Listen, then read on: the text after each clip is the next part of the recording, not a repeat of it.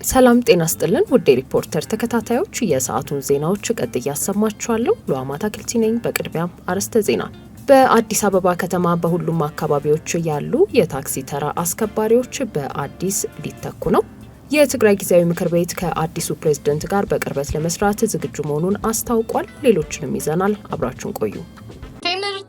ቴምር እርግጠኛ ነን ይህንን ቃል በተደጋጋሚ ሰምተውታል። ለምን ይመስሎታል? ቀድመን ደንበኞቻችን የሚፈልጉትን ይዘን በመገኘታችን።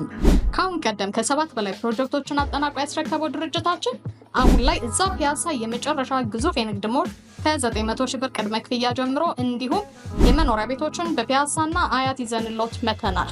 እየኖሩበት ያለምንም ወለድ ወይም አንድ ጊዜ ከፍለው የ35% እውነተኛ ቅናሽ ያገኙ። ልብ ይበሉ፣ ስምምነታችን በኢትዮጵያ ብር ሲሆን ምንም አይነት የዋጋ ለውጥ የለውም። ለበለጠ መረጃ ከታች ባለው ስልክ ይደውሉልን። ቴምር ሪል ስቴት። በአዲስ አበባ ከተማ በሁሉም አካባቢዎች ያሉ የታክሲ ተራ አስከባሪዎች በአዲስ ሊተኩ ነው። በስራው የተሰማሩ ወጣቶች ወዴት እንደምንሄድ አናውቅም ብለዋል። በከተማ አስተዳደሩ ስር በየወረዳቸው በጥቃቅንና አነስተኛ ዘርፍ ከ2003 ዓ.ም ጀምሮ በመደራጀት ላለፉት 24 ዓመታት በታክሲ ተራ ማስከበር ስራ የተሰማሩ ወጣቶች ለሪፖርተር እንደገለጹት ከዘርፉ በመውጣት ሽግግር ለማድረግ መስማማታቸውን ለየወረዳቸው እንዲያሳውቁ የተለያየ ቀነ ገደብ ተቀምጦላቸዋል። በቂርቆስ ክፍለ ከተማ በዘርፉ ከተሰማሩ ወጣቶች መካከል አንዱ በሚገኝበት ወረዳ ጉዳዩን በተመለከተ ስለተደረገ ውይይት ለሪፖርተር አስረድቷል። ከወረዳ ከስራችሁ ትለቃላችሁ የሚል መረጃ ደርሶናል። ቀነ ገደብ ያስቀመጡትም እስከ መጋቢት 29 ቀን 2017 ዓ.ም ነበር። ይሁንና እስካሁን ድረስ ጠርተው አላነጋገሩንም። የወረዳው ሰዎች ያሉን መሸጋገር አለባችሁ ነው፣ ግን ወዴት እንደምንሸጋገር አልገባንም። በግልጽ የተቀመጠ ነገር የለም፣ በደፈናው ነው መሸጋገር አለባችሁ ያሉን ብሏል። የወረዳ ኃላፊዎች ሰብስበውን ትለቃላችሁ አሉን። እኛ ደግሞ ጊዜ ይሰጠን የሚል ጥያቄ አቀረብን። ተጨማሪ ጊዜ ይሰጠን እያልን ያለንበት ምክንያት ተሸጋገሩ የሚል ነገር የመጣው ድንገት ስለሆነ ነው። እኛ ደግሞ አልተዘጋጀንበትም በማለት ገልጿል። ሪፖርተር ያነጋገራቸው በቂርቆስ ክፍለ ከተማ ወረዳዎች ውስጥ በታክሲ ተራ ማስከበር የተሰማሩ ወጣቶች በ2003 ዓ.ም ስራ በጀመሩበት ዓመት ወረዳዎቻቸው ስለ አፈጻጸማቸው ክትትል ያደርጉና ስራቸውን እንዲያሻሽሉ ስልጠናዎች ይሰጧቸው እንደነበር፣ ገንዘባቸውንም እንዲቆጥቡ ያበረታቱና የአፈጻጸም አቅጣጫም ያስቀምጡ እንደነበር ገልጸው ይህ እንቅስቃሴ በቀጣይ ዓመታት አለመቀጠሉን ሲያስረዱ ከዚያ በኋላ ማንም ዞር ብሎ ያየን አካል አልነበረም ብለዋል። በንፋስ ስልክ ላፍቶ ክፍለ ከተማ በዘርፉ ተደራጅተው በስራው ላይ የቆዩ ሪፖርተር ያነጋገራቸው ሌሎች ተራ አስከባሪ ወጣቶችም በተመሳሳይ ሂደት ውስጥ እያለፉ መሆናቸውን ተናግረዋል።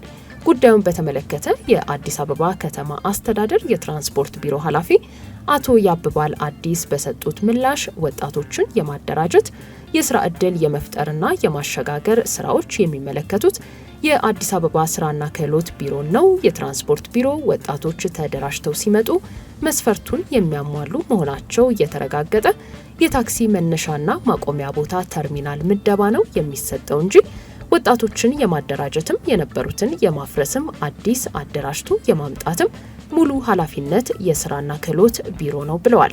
የተራ አስከባሪ ወጣቶችን በሌሎች ለዘርፉ የተሰማሩ ወጣቶች መተካትና የቀደሙትን ሽግግር በተመለከተ የአዲስ አበባ ከተማ አስተዳደር ስራና ክህሎት ቢሮ በበኩሉ ለሪፖርተር በሰጠው ምላሽ በታክሲ ተራ ማስከበር ወጣቶች ጥሪት እንዲያፈሩ በቢሮ ስር የሚደራጁት ለ2 ዓመት እንዲሰሩ መሆኑን አስታውቋል።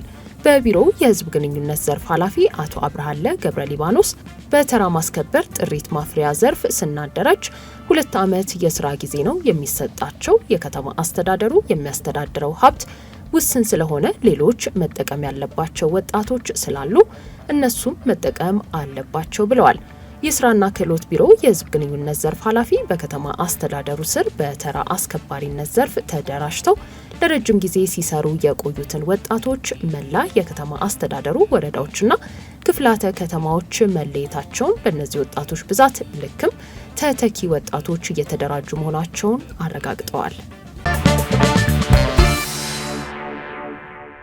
የትግራይ ጊዜያዊ ምክር ቤት ከአዲሱ ፕሬዝዳንት ጋር በቅርበት ለመስራት ዝግጁ መሆኑን አስታውቋል።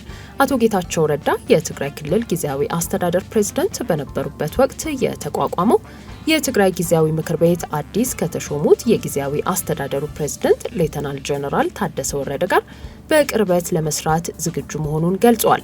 የምክር ቤቱ አፈ ጉባኤ አቶ ሞገስ ታፈረ በክልሉ ወቅታዊ ጉዳዮች ዙሪያ ከተለያዩ ሀገራት አምባሳደሮች ጋር ምክክር መደረጉን ጠቅሰው የክልሉ ጊዜያዊ አስተዳደር መዋቅር እንዲሁም የፕሪቶሪያው ስምምነት ጉዳይ ዋነኛ የውይይት አጀንዳ እንደነበር ተናግረዋል። በወቅቱም የፕሪቶሪያው ስምምነት አፈጻጸም ዝቅተኛ መሆኑ ተገምግመዋል ብለዋል። የጊዜያዊ አስተዳደሩ መዋቅሮችም ሁሉን አሳታፊ እንዲሆኑ ቢደረግ የሚኖረው ሚና ከፍተኛ መሆኑን የገለጹት አፈ ጉባኤው ምክር ቤቱ ከጊዜያዊ አስተዳደሩ እኩል በተሰጠው የ1 ዓመት ጊዜ ውስጥ ተቀራርቦ ለመስራት ዝግጁ መሆኑን ጠቁመዋል። የምክር ቤቱ ስልጣን ሊያጥር ይችላል በሚል የተፈጠረ ስጋት ይኖር እንደሆን ለቀረበላቸው ጥያቄም ምክር ቤቱ ሕጋዊ በመሆኑ ስጋት እንደሌለባቸው ተናግረዋል። የትግራይ ክልል ጊዜያዊ አስተዳደር ስራዎቹን የሚቆጣጠርለት የአማካሪ ምክር ቤት እንዲቋቋም ወስኖ ባለፈው ዓመት መጋቢት ወር የመመስረቻ ደንቡን ማጽደቁ የሚታወስ ሲሆን የአማካሪ ምክር ቤቱ የሚቋቋምበት ደንብ በአዘጋጅ ኮሚቴው ከቀረበው ሀሳብ ውጪ የጸደቀ ነው በማለት በክልሉ የሚንቀሳቀሱ የፖለቲካ ፓርቲዎች ተቃውሟቸውን አሰምተው ነበር። በተያዘው ዓመት ከወራት በፊት በተደረገው ማሻሻያ ግን ፓርቲዎቹ አስተያየቶቻቸውን ሰጥተውበት እንዲሁም ጥቂት ማሻሻያ ተደርጎበት በምክር ቤቱ ውስጥ ኃላፊነት ተሰጥቷቸው ወደ ስራ መግባታቸው አይዘነጋም። የአሜሪካ መንግስት 30 የሚጠጉ ኤምባሲዎችና ቆንጽላ ጽሕፈት ቤቶችን ሊዘጋ መሆኑ ተገልጿል።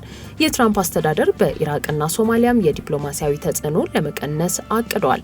የዶናልድ ትራምፕ አስተዳደር በአሜሪካ የውጭ ግንኙነት መሳሪያ የሆኑትን ወደ 30 የሚጠጉ ኤምባሲዎችና ቆንጽላ ጽሕፈት ቤቶችን ለመዝጋት ማቀዱን ሲኤንኤን ከሰነድ መመልከቱን ዘግቧል። ሰነዱ ለአሜሪካ የጸረ ሽብር ጥረቶች ቁልፍ በሆኑት ሁለት ሀገራት ሶማሊያና ኢራቅ በሚገኙ የዲፕሎማሲያዊ ሚስዮኖችና ሌሎች የዲፕሎማሲያዊ ማዕከሎችን መጠን እንዲቀንስ ይመክራል። 10 ኤምባሲዎችና 17 ቆንስላዎችን በጥቅሉ 27 የዲፕሎማሲ ሚስዮኖችና ማዕከላት እንዲዘጉ በሰነዱ የተመላከተ ሲሆን የኤርትራን ጨምሮ በርካታ በአውሮፓና በአፍሪካ ውስጥ የሚገኙ ኤምባሲዎች እንደሚዘጉ ተመላክቷል። በተጨማሪም በማልታ፣ ሉክዘምበርግ፣ ሌሶቶ፣ ኮንጎ ሪፐብሊክ፣ ሴንትራል አፍሪካን ሪፐብሊክ እና ደቡብ ሱዳን ያሉ ኤምባሲዎችን ያጠቃልላል። በዝርዝሩ ውስጥ 5 ቆንጽላ ጽሕፈት ቤቶች በፈረንሳይ፣ 2 በቦስኒያና 1 በእንግሊዝ፣ 1 በደቡብ አፍሪካ እንዲሁም 1 በደቡብ ኮሪያ ሊዘጉ ይችላሉ ተብሏል። የአሜሪካ መንግስት ለውጭ ጉዳይ መስሪያ ቤቱ የሚያወጣውን ወጪ ለመቀነስ አቅዶ ከበጀት ጥያቄው ላይ $30 ቢሊዮን ገደማ ቀንሶ ሊያቀርብ መሆኑ ተሰምቷል። በዚህ ውሳኔ ውስጥ በፕሬዝዳንት ትራምፕ አስተዳደር የተዋቀረውና በባለሀብቱ ኤሎን መስክ በሚመራው የቀልጣፋ መንግስታዊ አገልግሎትና አስተዳደር ቁጥጥር ተቋም ከፍተኛ ሚና ነበረው ተብሏል።